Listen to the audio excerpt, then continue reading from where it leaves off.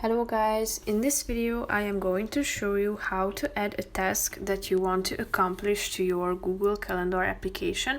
But first I just want to mention, don't forget to subscribe to my channel, because at 10,000 subscribers I am going to show you my whole YouTube revenue statistics and growth strategy, how to make money online. So let's jump into it. First of all, open the application on your phone. Then you should tap on this plus icon down below in the right side corner of the screen. Now click on the task button, which is the third one. Now you should add a title to your task that you want to achieve.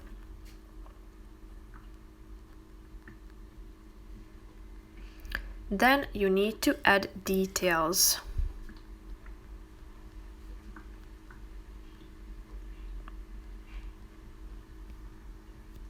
Then you need to select whether it is an all-day activity or task, or you can set an exact time to this activity by clicking on this all-day button, and then you will be able to tap on the date, so you can choose the date of this task and the exact hour.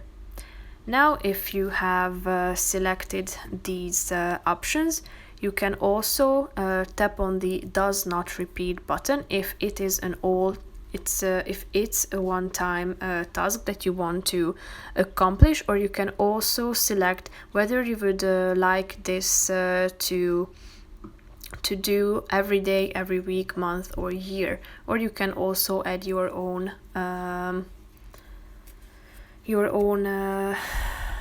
time by clicking on this custom icon. So you can select whether you would like it, for example, 5 times a day, whether you would like it to do 5 times a day, a week, a month, and so on.